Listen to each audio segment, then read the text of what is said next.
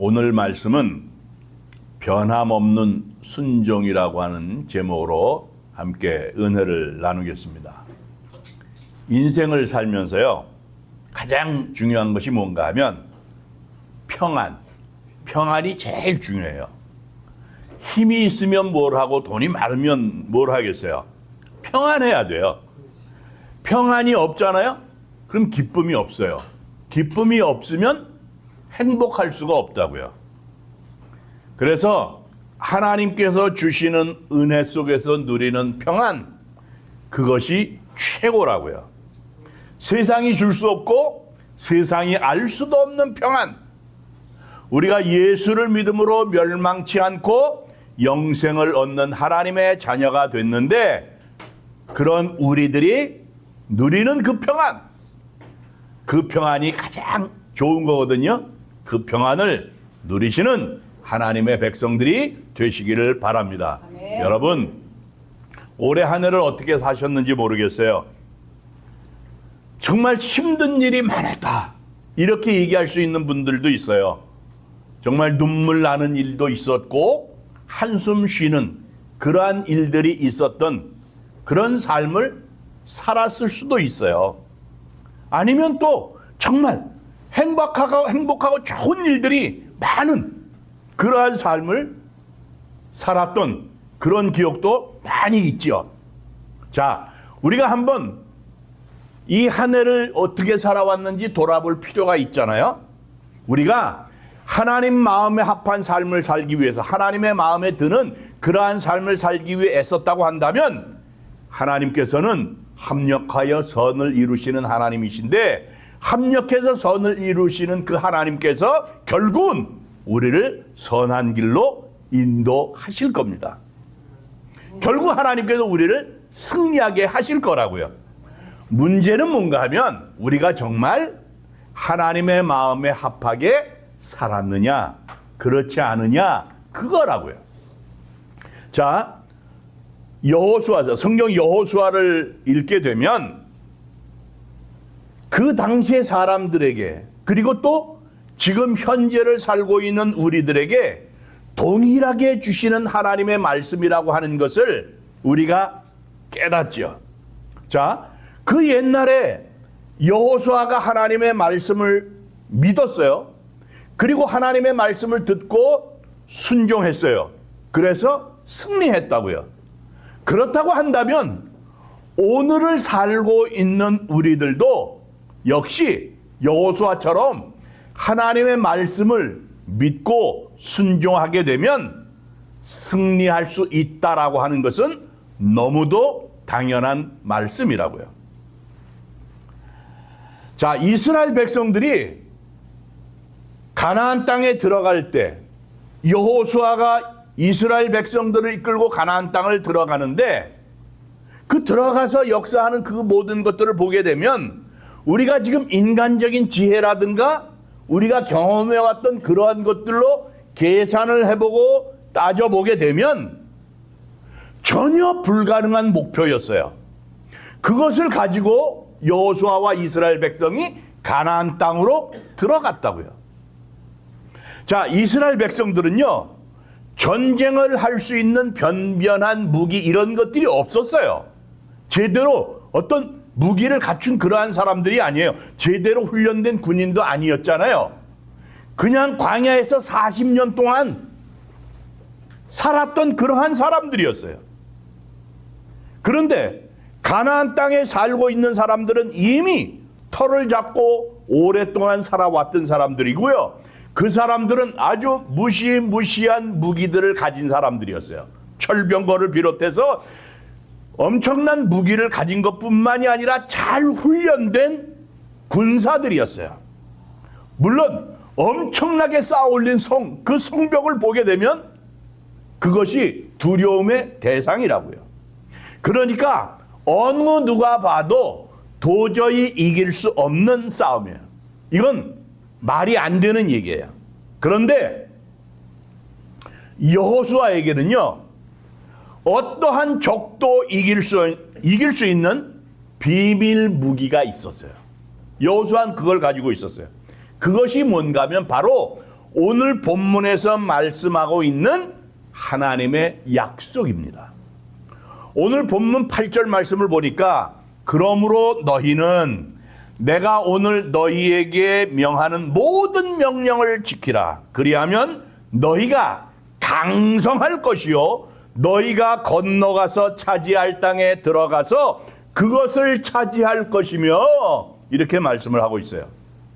하나님의 명령에 철저하게 순종하는 것, 그것이 승리의 비결이었습니다. 하나님께서 가나안 땅을 허락하겠다고 말씀을 하셨어요. 이것은 하나님의 약속이에요. 그런데 그 약속된 땅을 차지하는 방법이 뭔가 하면 순종이라고요. 자, 우리가 믿음의 조상인 아브라함을 한번 생각을 해보세요. 결코 이루어질 수 없는, 도저히 인간의 머리로는 이해할 수 없는 그런 하나님의 약속을 아브라함이 믿었다고요. 아브라함은 자기가 가야 할 바를 알지도 못하면서 자기의 본토 친척 아버지의 집, 정들었고 편한 고향을 떠났다고요. 바로 그러한 어리석은 순종, 그것으로 인해서 아브라함이 고생스러운 신앙의 여정을 시작하게 된 거예요. 부인은 불임 상태로 늙어가고 있어요. 그런데 그러한 아브라함에게 하나님께서 어느 날 약속을 하시는데 내가 너로 하여금 큰 민족을 이루게 하겠다.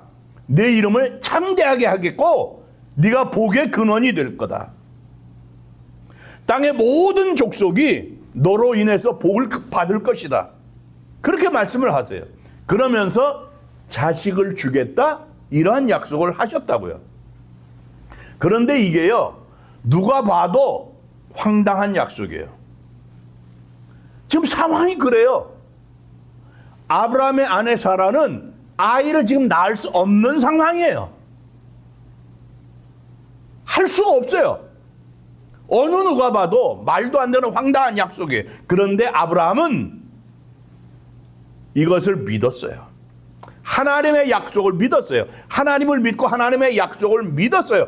하나님께서 말씀하신 것이기 때문에 하나님께서 이루어 주실 것이라고 하는 그런 확신을 아브라함이 갖고 있었단 말이에요. 그러던 어느 날 하나님의 약속대로 아브라함이 100살이 됐을 때 아들이 생겼어요. 자, 우리가 성경을 읽으면서 창세기를 읽으면서 아브라함이 100세의 아들을 낳았대. 이러면 별 감동이 없이 그냥 눈으로 읽어 내려갈 수 있어요. 그런데 생각을 해보자고요. 얼마나 좋았겠어요, 아브라함이. 얼마나 좋았겠습니까? 이제는요, 아브라함이 자기의 노년을 아주 기쁨으로 보낼 수 있게 됐다고요. 그리고 하나님의 약속, 하나님께서 약속하신 것, 큰 민족을 이루겠고 복의 근원이 되겠다고 하신 이 하나님의 약속의 말씀, 이 약속이 성취되는 것을 기다리며 살게 됐다고요. 그런데 이러한 아브라함의 기쁨도 잠시였어요. 하나님께서 인생의 말년에 얻은 자식, 그래서 이 자식을 보면서 희망을 갖고 삶을 살 수 있게 됐는데, 그런 아브라함에게 아들 이삭을 잡아서 제물로 바치라고 그러신 거예요. 그 아들이 어떠한 아들인지는 하나님도 너무 잘 아신단 말이에요. 아브라함도 잘 알죠. 100세나 돼서 하나님께서 약속으로 주신 아들인데, 하나님께서 약속해 주신, 하나님께서 주신 생명인데, 그리고 하나님께서 이름까지 지어주셨잖아요, 이삭이라고. 그런데 그 이삭을 통해서 하나님이 약속을 이루시고 하나님의 뜻을 이루겠다고 하셨는데, 언약을 세우셨는데, 그 아들을 제물로 바치라니. 이삭을 죽이라고 하나님이 명령을 하신 거예요. 제물로 바치라는 거예요. 이게 말이 됩니까? 만약에 저처럼 이것저것 판단하면서 따지고 계산하고 논리적으로 확인해 보는 것을 좋아하는 사람이라고 한다면 하나님 앞에 그랬을 거예요. 하나님, 말도 안 됩니다. 하나님께서 이렇게 약속하신 거고, 그래서 하나님께서 저에게 주신 것이잖아요. 하나님의 뜻을 이루겠다고 하신 거잖아요. 그런데 이게 말이 됩니까? 이러면서 따지면서 하나님 앞에 항의할 수도 있었을 거예요. 하나님의, 이건 비논리적인 명령이에요. 비논리적인 말씀이라고요. 여기에 불순종할 수 있었을 거예요. 그런데요, 아브라함은 순종했어요. 왜냐하면 단지 하나님의 명령이니까. 하나님이 말씀하신 하나님의 명령이니까 순종했어요. 하나님의 말씀에 아브라함이 순종을 하니까 아들인 이삭도 아버지가 하나님 앞에 순종하는 것을 보면서 자기도 순종해요. 그래서 아브라함이 하나님께서 말씀하신 곳, 정하신 곳에 제단을 쌓고 나무를 벌려놓습니다. 그리고 아들 이삭을 결박해서 제단 나무 위에 놓고 잡으려고 합니다. 이 모든 것을 지켜보신 하나님께서 아주 극적인 순간에 이삭을 제물로 드리려고 하는 아브라함을 막으시면서 말씀을 하세요. 그 아이에게 손을 대지 말라. 내가 내 독작도 아끼지 아니하였으니 내가 이제 내가 하나님을 경외하는 줄을 알겠노라. 내가 이같이 행하여 내 아들 내 독자도 아끼지 아니하였은즉 내가 내게 큰 복을 주고 내 씨가 크게 번성하여 내 씨로 말미암아 천하 만민이 복을 받으리니 이는 내가 나의 말을 준행하였음이니라. 이렇게 말씀했어요. 내가 이같이 내 아들 독자도 아끼지 아니하고 나에게 이렇게 하나님을 경외하는 이러한 모습 속에 순종하는 이러한 모습을 보니 내 씨로 말미암아서 천하 만민이 복을 받게 하겠다. 네가 내 말을 준행했기 때문에, 순종했기 때문에.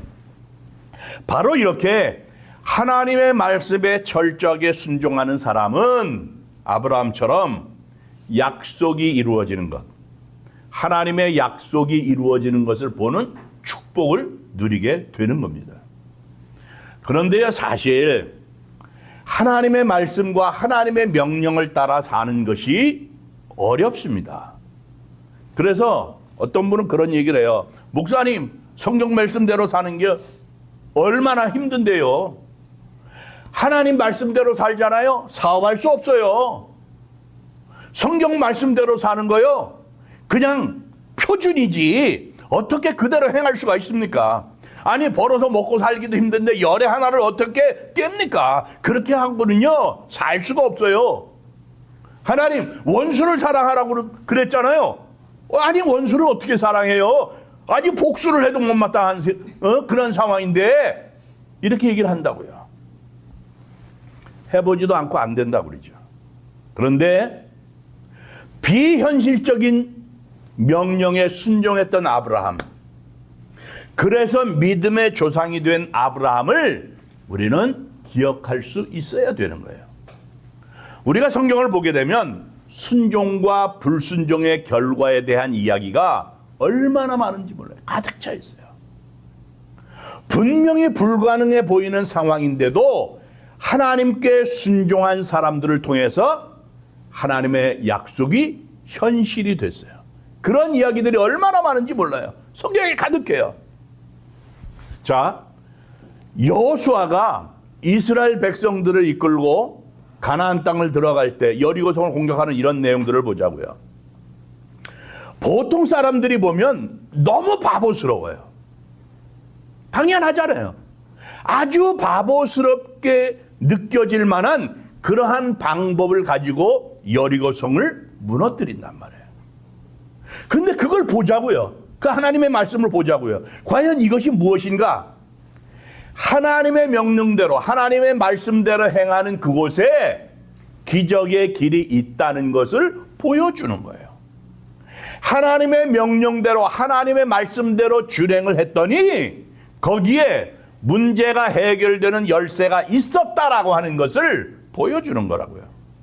자, 우리가 왜 하나님께서 이스라엘 백성들이 여리고성을 도는데 6일 동안 하루에 한 바퀴씩 돌게 했는지, 그리고 7째 날은 여리고성을 7바퀴를 돌게 했는지, 또 하루에 한 바퀴 돌고는 아무 소리도 하지 않고 침묵해서 돌고는 들어가서 자기 처소에 들어가서 잤는지, 왜 마지막 순간에는 크게 함성을 지르게 하셨는지, 그 모든 이유를요 정확하게 우리가 알 수가 없어요. 그런데 분명한 것이 뭔가 하면 명령하신 그대로 준행을 하였더니, 순종을 했더니 하나님의 약속이 이루어졌다는 사실이에요. 하나님은 신실하신 하나님이십니다. 변함이 없으시다고요.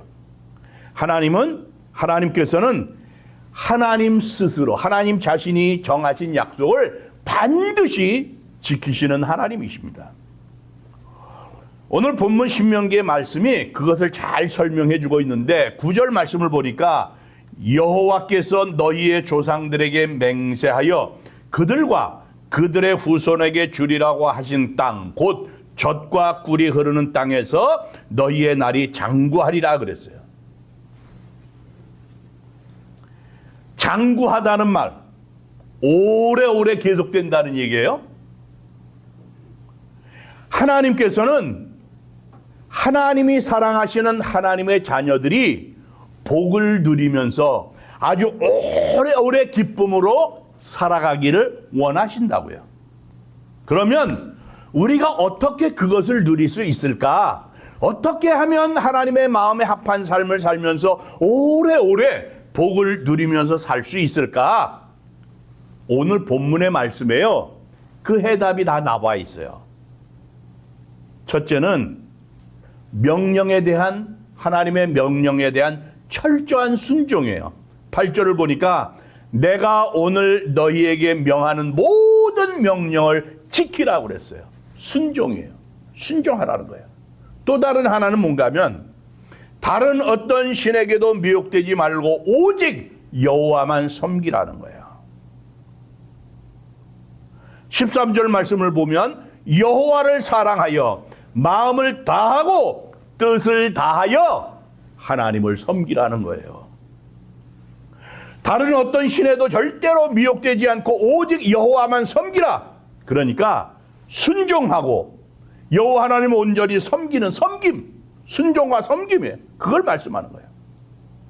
그러면 오래오래 우리가 하나님의 은혜 가운데 기쁨과 감사로 살 수 있다는 거예요. 여호수아는요, 이 두 가지 순종과 섬김을 자기의 인생 속에서 순종하고 섬기는 일에 자기의 삶을 다 드렸어요. 말 그대로 올인했던 거예요. 그래서 가나안 정복 전쟁이 끝나고 가나안이 성공적으로 정복이 됐을 때 여호수아를 향해서 나타난 평가가 있는데, 여호수아가 어떻게 살았는지 분명하게 보여줘요.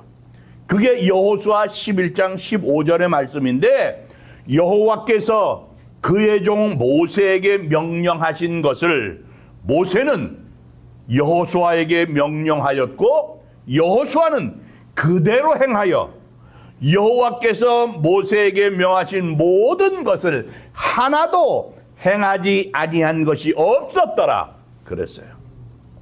그러니까 여호수아는 하나님께서 모세에게 명령했고, 모세는 또 여호수아에게 명령한 그 모든 것을 그대로 행했다는 거예요. 하나도 행하지 않은 것이 없었다는 거예요. 그렇게 여호수아가 하나님 앞에 하나님께서 말씀하신 것을 모두 행했기 때문에 가나안을 정복하는 승리가 여호수아와 이스라엘 백성들에게 주어진 거예요. 그러니까 철저한 순종을 통해서 승리가 있었다는 것을 가르쳐 주는 거예요. 바로 여호수아는 그걸 알았기 때문에 여호수아가 죽기 전에 다시 한번 이스라엘 백성들을 모아놓고 이스라엘 백성들 앞에서 선언하는데 뭐라고 선언을 하는가 하면 너희는 여호와 하나님만 섬겨라. 나와 내 집은 여호와 하나님만 섬기겠으니 너희들도 결단해라 그랬어요. 이게 여호수아 24장 14절 이하에 있는 말씀이야. 너희는 여호와를 섬겨라. 여호와만 섬겨야 된다는 거야. 나와 내 집은 여호와만 섬기겠다. 너희들도 그렇게 하라는 거예요. 그랬더니 백성들이 여호와 하나님을 섬기겠다고 그렇게 여호수아 앞에서 고백을 합니다. 자, 여호수아가 이스라엘 백성들 앞에 주변 나라들이 강대국이니까 그들이 이스라엘 공격을 해올 거니까 이것을 어떻게 해라 걱정하는 이런 얘기를 안 했어요. 그런 얘기 전혀 하지 않았습니다. 이 땅에 지진이 있을 수도 있고 폭풍도 있을 수 있고 기근도 있을 수 있고 이런 자연재해 같은 그런 것들이 이스라엘 땅에 임할지도 모른다고 하는 그러한 염려, 걱정 이런 거 절대 하지 않았어요. 여호수아는 당시에 급변하고 있는 그 국제적인 정서, 어려운 경제적인 상황 이런 것들을 일절 언급하지 않았어요. 여호수아가 가장 중요하게 여긴 것이 무언가 하면 단 하나예요. 하나님과의 관계. 하나님과의 관계예요. 그래서 여호수아는 우리가 당면에 있는 현실이 아무리 힘들고 어려워도 하나님을 꼭 붙잡고 있어라. 하나님을 꼭 붙잡고 있으면 하나님께만 집중하고 있으면 항상 승리할 것이고 풍성함을 누리게 될 것이고 그래서 가나안 땅, 이 땅이 축복의 땅이요 약속의 땅이 되겠지만 그러나 하나님을 등진다면 그래서 미혹하게 하는 다른 신들을 섬기며 하나님을 등진다고 한다면 이 땅이 멸망의 땅이 될 것이고 저주의 땅이 될지도 모른다. 그러니 하나님만 섬겨라. 그렇게 가르친 거예요. 여호수아 24장 20절을 보면 여호수아가 어떤 얘기를 하는가 하면 하나님을 등지게 되면 하나님을 떠나면 하나님께서 복을 내리신 이후에도 복을 내리신 후에도 하나님이 돌이키셔서 재앙을 내리시고 멸하시겠다고 하셨다. 그러니 철저하게 하나님만 섬겨라 그랬다고요. 성경 여호수아를 보게 되면 그 당시뿐만이 아니라 지금 현재를 살아가는 우리에게도 경고의 메시지를 주고 있는 것이고 우리에게 도전하고 있는 거예요. 도전을 주고 있는 거예요. 우리가 사는 세상이 우리의 현실이 아무리 힘들고 어려워도 정말 겁나고 두려운 일이 많다고 할지라도 두려워할 것이 없다는 거예요. 사실 우리가 살아가면서 부딪히는 수많은 문제들을 보자고요. 사실은 여호수아 시대 때 그 여호수아와 그 이스라엘 백성들이 경험했던 그것들보다 우리의 문제가 과연 더 클까? 저는 그렇게 생각하지 않아요. 그들의 문제가 더 컸을 거예요, 아마도. 그런데 여호수아와 그 이스라엘 백성들은 그들이 겪었던 그 큰 문제들, 그 큰 일들에 대해서 결국은 다 승리했잖아요. 그 승리했던 그것을 우리가 보게 되면 우리도 역시 염려할 것이 없구나. 그것이 하나님의 말씀이라고요. 그런데 실패하는 이유가 뭔가 하면 우리 앞에 놓여져 있는 문제에만 시선을 집중하기 때문에 그런 거예요. 여호수아처럼 지금 당면에 있는 문제보다도 더 크신 하나님께 우리의 초점을 맞출 수 있어야 된다는 거예요. 그래야 승리할 수 있는 겁니다. 그런데 우리 앞에 놓여져 있는 문제, 그 문제만 보니까 그 문제가 너무나도 크게 보여서 그것보다 더 크신 하나님을 볼 수 없게 가리고 만 거예요. 1968년에 스웨덴에 두 팔이 없고 한쪽 다리가 짧은, 한쪽 다리마저 짧은 아주 중증 장애를 가진 여자아이가 태어났어요. 병원에서는 이 아이를 그냥 보호소에 맡겨라. 그렇게 얘기를 했는데 신앙이 좋은 그 부모가 이 아이는 하나님이 주신 선물입니다. 그래서 다른 아이들하고 똑같이 신앙으로 믿음으로 양육을 했어요.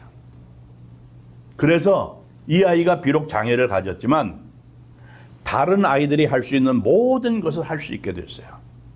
특히 수영 실력이 뛰어나가지고 장애인 세계 수영 선수권 대회에서 금메달을 4개나 땄고요. 1988년 서울 올림픽 후에 서울에서 패럴림픽 게임이 있었는데 거기에서도 좋은 성적을 거뒀어요. 팔도 없어요. 한쪽 다리가 짧아요. 아주 짧습니다. 그런데 수영으로 금메달 딴다? 보통 어려운 일이 아니에요. 저도 수영을 좀 해요. 제가 한쪽 다리를 못 쓰는데 수영장 가서 수영을 하면 한쪽 다리로만 물장구를 쳐요. 그래서 수영을 하는데 다른 사람들보다 스피드가 떨어져요.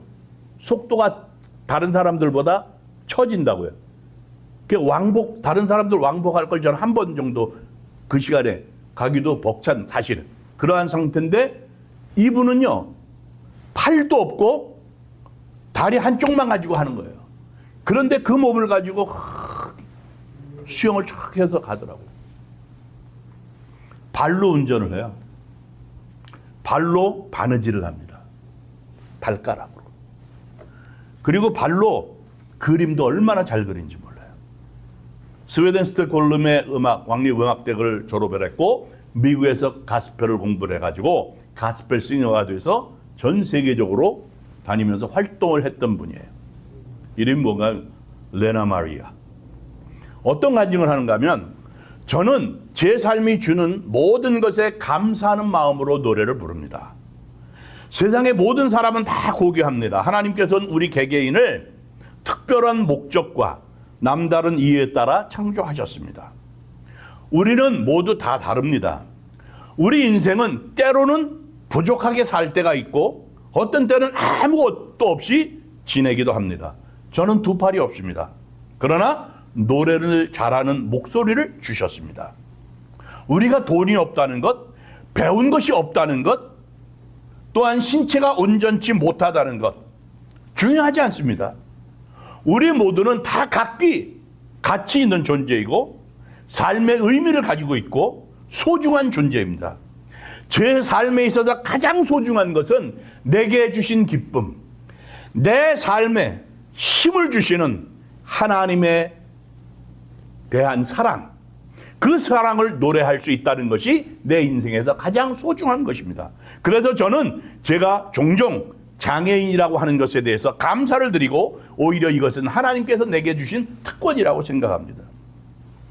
그러면서 자기가 부모에게 3가지 삶의 자세를 배웠다는 거예요. 첫 번째는 긍정적인 삶을 대하는 사고방식이라는 거예요. 부모님이 부모의 삶을 통해서 어떠한 상황도 비판적이고 비관적인 눈으로 보지 않고 가능성과 유익한 면을 먼저 볼 수 있는 법을 배웠다는 거예요. 그 다음에는 사랑과 격려를 배웠다는 거예요. 부모님이 그 힘들고 어려운 그 아이를, 그 딸을 동정하지 않고 무슨 일이든지 혼자 해결하게 했고 또 도움이 필요한 일 외에는 도움을 주지 않도록 사람들에게 부탁까지 했다는 거예요. 그리고 하나님에 대한 믿음이라는 거예요. 고난 속에서도 하나님의 그 깊고 하나님의 그 아름다운 놀라우신 뜻이 있다라고 하는 그러한 굳은 믿음을 가지고 있었다는 거예요. 그 믿음이 이 사람으로 하여금 어려운 미래를 밝게 만들어 나간 거예요. 이 레나 마리아의 부모는 힘들고 어려운 일, 낙담할 일이에요. 분명히 그래요. 그런데도 불구하고 그 문제보다도 훨씬 더 크신 하나님께 자신의 딸을 맡기고 양육을 했던 거예요. 여러분, 우리는요 2팔이 있고 2다리가 있는데 뭘 못하겠어요. 문제는 우리에게 닥쳐져 있는 문제를 우리가 너무 크게 본다는 거예요. 그 문제가 우리의 눈을 가리잖아요. 그래서 결국 하나님을 못 보게 만든단 말이에요. 그런데 우리는 어떠한 문제보다도 크신 하나님을 먼저 볼 수 있는 삶이 되어야 될 줄 믿습니다. 하나님의 명령에 따라 순종하게 되면, 하나님의 뜻을 따라 살게 되면 다른 일들은 하나님께서 하시는 거예요. 우리가 그걸 다 알잖아요. 먼저 나라와 의를 구하면 이 모든 것이 더해진다고 그러셨으니까. 갈렙이 여호수아에게 이 산지를 달라고 요구를 하잖아요. 자, 우리가 하나님께서 약속하신 이 산지를 나에게 주시옵소서 지난 1년 동안 부르짖었을 거예요. 그런데 사실은 그 산지가 이미 우리에게 다가와 있다고요. 하나님이 우리에게 이미 허락하셨다고요. 문제는 그 산지를 정복하는 즐거움을 우리가 누리지 못하는 것, 그것밖에 없어요. 그거예요.